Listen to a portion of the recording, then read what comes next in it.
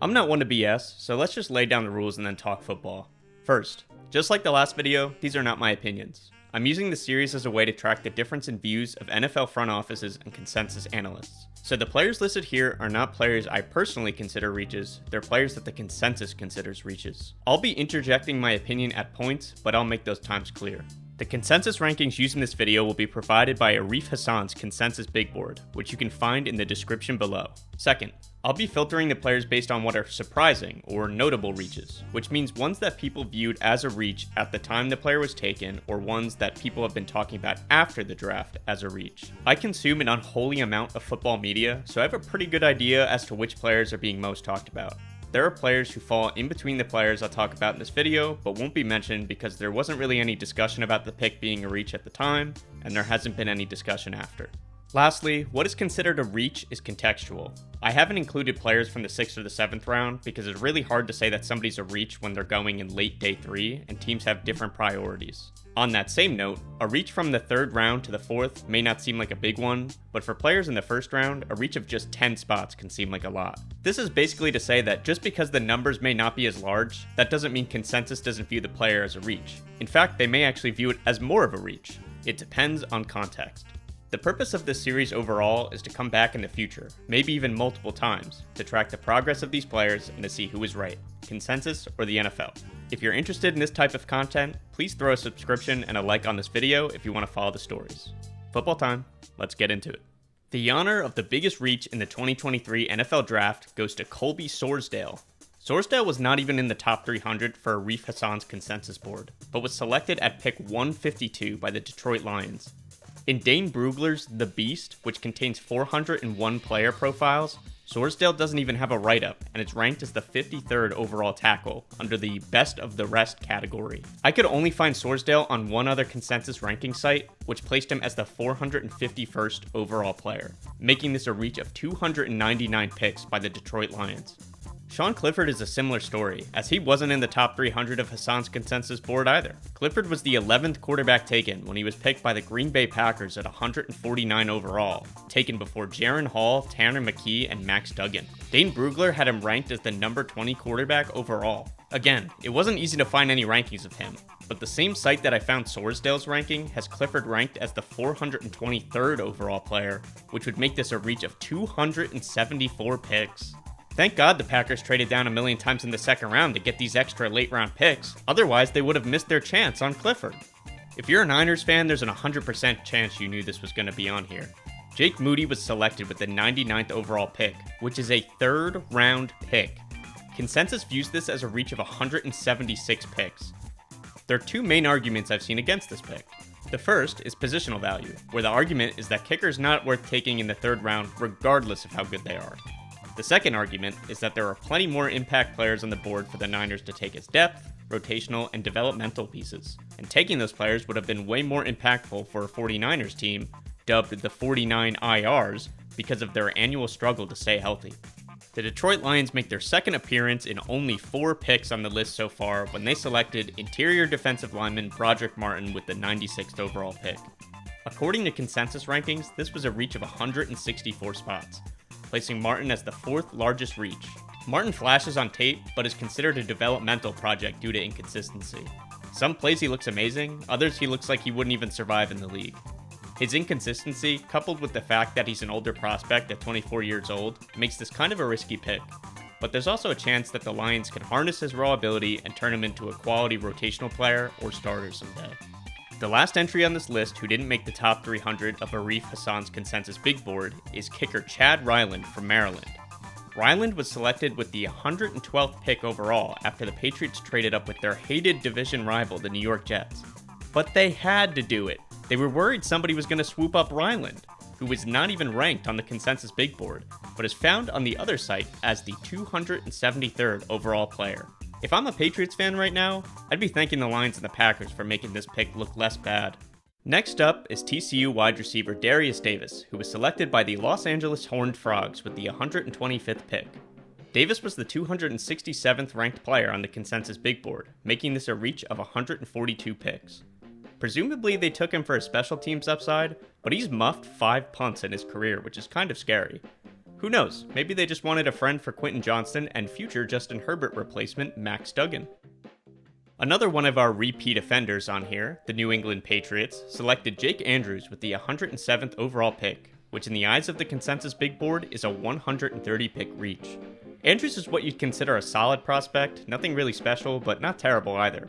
He's versatile in that he can be moved around on the interior to guard or center, but the general consensus on him is that he lacks upside and wasn't worth an early round selection, especially over the likes of other offensive linemen such as DeJuan Jones, Chandler Zavala, and Braden Daniels.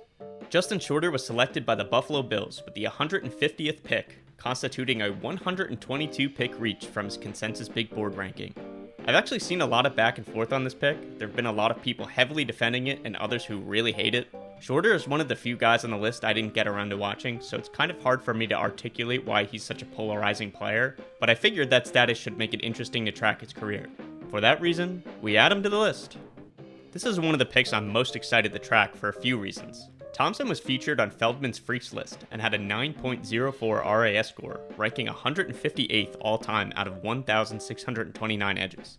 His college journey is kind of weird. He spent 6 years in college, starting out at Baylor, but eventually being dismissed from the team, leading to him transferring to Stephen F. Austin, which is an FCS school. What makes him so intriguing is that despite being one of the older prospects at 24 years old, he's considered a developmental guy still, which makes him a risky pick. Interestingly enough, his brother also spent some time with the Chiefs, who, I forgot to mention, was the team who picked our friend Beige Thompson here at 166 overall. By the way, I lied, I didn't forget, I just put it in a later part of the script. Boom, Fujo. Alright, next guy. Juice Scruggs. I'm sure there's some funny joke to make about this guy's name. Maybe an O.J. Simpson joke, maybe an Earl Scruggs joke for my banjo listening audience. I don't know, I'm really struggling here. Also, you're probably really wondering about my music taste because I've talked about Eminem, the Beatles, and Earl Scruggs in my last 2 videos. Anyway, at pick 62 overall, the Texans selected the Juicy Boy, taking him over centers that consensus was generally higher on, such as Ricky Stromberg, Olu Oluwatimi, and Luke Whippler. This pick becomes even worse when you realize his first name is Frederick. No wonder he goes by Juice. Consensus said that, not me, that this video is still objectively presented. Scruggs was seen as a day 3 pick due to his average athleticism and a concerning injury history. Maybe he'll prove consensus wrong and show he's got some juice. Anybody? Come on, you know you loved it. At number 100 overall, the Raiders selected Cincinnati wide receiver Trey Tucker, which was a surprise to most as he wasn't even considered the best wide receiver on his own team. The Raiders saw it differently. We know the Raiders like speed, and I guess in deciding between Tyler Scott and Trey Tucker, they really weighed heavily the difference between Scott's 4.44 second 40 time and Tucker's 4.40 40 time. He's kind of an odd pick for the Raiders because he's a slot-only guy, which is a role they already have filled by Hunter Renfrow, who had 323 slot snaps and 53 wide snaps in 2022. Perhaps they took him because of his special team upside, as he was a good kick returner in college, but he only has 5 career punt returns. We'll have to see if they plan to make this 111 pick reach worth the gamble. In the 4th round at pick 121 overall, the Jaguars selected linebacker Ventrelle Miller out of Florida, adding to their already very young linebacking core of Foye Oluokun and 2022 1st and 3rd round draft picks Devin Lloyd and Chad Muma. Miller is pretty undersized at 5'11 3/4, which is 6th percentile height, and 232 pounds, which is 22nd percentile weight. For his positives, he's a very tough player with a lot of experience at the position and brings quality special teams starter upside. For downsides, he's a 24-year-old rookie, he's undersized, and he's a lengthy injury history. Consensus sees this as a reach of 101 picks by the Jaguars. Honestly, I'm kind of annoyed that BJ Thompson and DJ Johnson are both on this list because it was already confusing enough for me during the draft process, and now I have to relive this again. Deej was picked 80th overall by the Panthers in the 3rd round, which consensus views as a 94 pick reach. This may have been an even bigger reach before the combine, but after he ran a 4.49 second 40 time, which is 97th percentile, he began to shoot up people's boards a bit. Johnson's an older player at almost 25 years old and is a solid run defender, but very unrefined as a pass rusher, which makes it hard to justify taking him with a 3rd round pick. His explosiveness and speed though definitely provides upside, and if he can add more refinement to his game, it'll be interesting to see how this one works out. With the 101st overall pick, the 49ers selected tight end Cameron Latu from Alabama, which consensus views as a reach of 87 picks. The knock on this pick is mostly that he just doesn't have that much upside, which is not usually the type of pick you want to make in the 3rd round. but he can definitely be a depth piece for the Niners, especially because Kittle's always injured. Latu is just an average athlete, which is why I personally find this to be an odd pick for the Niners, as they usually prioritize the run after catch type guys, and he's a below average to average blocker. He's a reliable short area target and a willing blocker, but lacks consistency in both the receiving and blocking aspects of his game, and lacks athletic upside to be an above average receiving tight end. Consensus doesn't like this pick. In fact, they think it's a bit strange. Hysterical, I know. Strange is a solid tight end, but lacks size and refinement as a blocker. Regardless, Strange was picked number 61 overall by the Jaguars. Strangely enough, Brenton was taken over tight ends such as Tucker Kraft and Darnell Washington, who made an appearance in the Beige Draft Falls episode, which you can check out after this one. Time will tell whether this was actually an 113 pick reach, or if this was strangely good value. At 122 overall, the Cardinals selected John Gaines II, an interior offensive lineman from UCLA. Gaines had an incredible workout at the Combine, which resulted in a 9.63 RAS score, placing him 53rd all-time out of 1,421 guards since 1987. Despite this, consensus views him as a 71-pick reach because he lacks refinement in his game, struggles with power, and had 6 false start penalties over the past 2 seasons. Regardless, his athleticism gives him great upside as a blocker in his own run scheme, and he has the versatility to slide in anywhere because he's played 4 out of the 5 offensive line positions in college. With the 58th overall pick, the Cowboys selected Michigan tight end Luke Schoonmaker. This was a surprise to many as he went before the likes of Tucker Kraft and Darnell Washington. Similar to Justin Shorter, I've been seeing varying opinions from analysts from loving or hating this pick, but the general consensus opinion is that it was a reach of 42 picks. Schoonmaker is almost 25 years old, doesn't really create after the catch, is inconsistent at the catch point, has some significant injury history, doesn't have much college production, and doesn't make up for his lack of receiving production with blocking ability. This appears to mostly be an upside pick because of his quality size and some very good numbers at the Combine, including an 127-inch broad jump, which is 95th percentile. At 71 overall, Kendra Miller, the running back from TCU, was picked by the New Orleans Saints. This was pretty unexpected, as I didn't see many predictive mock drafts or big boards that had Miller over Tyjae Spears, Devon Achane, Tank Bigsby, Israel Abanikanda, Zach Evans, or Dwayne McBride. I personally like Miller a lot. He's very light on his feet for his size. I described his running style as floating through air. He plays with a good balance of power and finesse, and I loved how defenders could never get him down by his feet, and how often defenders just slipped right off of him. However, I can see why consensus may deem this a 39 pick reach, and also why it's kind of a weird fit for the Saints. You can argue that he's backup to Kamara, but the counter arguments to that are, number 1, he has limited receiving experience with only 29 receptions for 229 yards in his 3-year collegiate career, so he wouldn't really even be a great fit for Kamara. And number 2, even if that argument is true, a backup running back is terrible value for a 3rd-round pick due to potential high-floor starters and high-upside players still being on the board at more valuable positions. He's also fumbled the ball 6 times in his career and is coming off an MCL injury that happened during the college football playoffs in December, causing him to miss the entirety of the pre-draft process. Regardless of my opinion, we'll have to come back in the future to see whether consensus was right or if the Saints found a gem. Alright, I'm not hiding my bias for this pick. I love Jack Campbell. He's an absolute monster, and I think he has way more upside than he's given credit for. But consensus doesn't agree with me, or the Lions for that matter.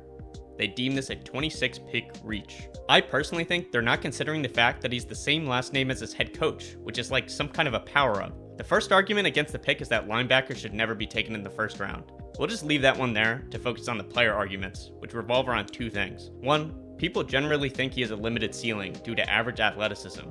And 2, being a thumping traditional linebacker is not as valuable in the modern NFL where the pass game is king. I had more thoughts on this pick in my grading the first round of the NFL draft video, which I'll be updating soon with different grades because I've changed my opinion on a lot of them, but I don't necessarily agree with consensus on this one. I haven't agreed in earlier portions of the video either for certain prospects, but I like Jack Campbell too much to not say anything here. Ultimately, when we revisit this video, we'll see if consensus was right, or if me and my boy Dan Campbell are right.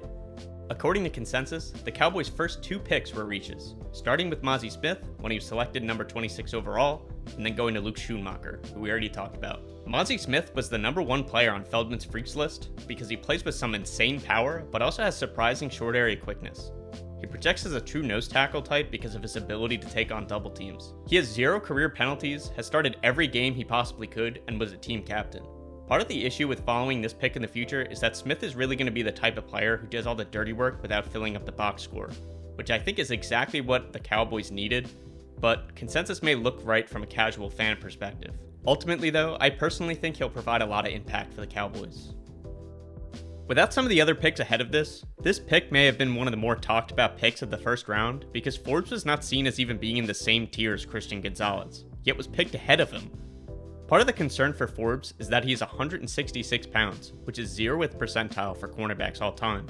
He's also seen as a very scheme-specific corner, which likely led to his lower position on consensus boards, since consensus boards are not drafting for a specific team. But Forbes went to the perfect team. He's an awesome fit for the Fangio-style defense that the Commanders run, and you cannot argue with this guy's intangibles. I gave this pick a D originally in my first round grade, but that will be changing, because he's going to be such a great player for them, especially if they use him correctly. He has the instincts to roam around the field, but he stays in control and he consistently puts himself in position to make plays on the ball, even going back to high school. He led all of college football with 14 career interceptions and is a threat to score as he's returned 6 of those for touchdowns. Especially when combined with their second round pick, Quan Martin, who I talked about in my video grading day 2 of the draft, their secondary, in my opinion, is going to be monstrous. But that's just my opinion. Consensus still views this as a reach of 20 picks, making it yet another pick we'll have to track for the future. The Jets make their first appearance on the reaches and fallers list, picking Will McDonald 15th overall, which consensus views as a reach of 18 picks. The knocks on this pick are that McDonald is almost 24 and that a supposedly higher upside speed rusher was on the board in Nolan Smith. As a Jets fan, my counter to this argument is that even though I love Nolan Smith, Smith is a really great run defender but needs to develop as a pass rusher, whereas Will McDonald is already a great pass rusher. He has 34 career sacks. Taking a run defender would have been redundant with Jermaine Johnson, so Will McDonald made much more sense for the Jets. However, I understand the argument that he was a reach. I had McDonald graded as an early second round pick, not a first, which lines up with the consensus ranking. His projection was difficult to make because he was severely misused by Iowa State, who lined him up in a 4-eye technique, whereas he's the type of guy who would thrive in a wide 9. Another issue in the mix is that he may only be a pass rush specialist, limiting his role and keeping him off the field, which is not worth a first round pick. As with many of the other players, I'm looking forward to revisiting this pick, especially because I'm personally invested in it. Unlike the Jets, who did not appear in either video, the Lions are appearing in this video for the 3rd time alone, with their pick of Sam Laporta, the tight end from Iowa, with the 34th overall pick. If you had told someone before the draft that Sam Laporta would be taken before Michael Mayer, there's an 100% chance that person would have called you an idiot. And rightly so, because you are an idiot.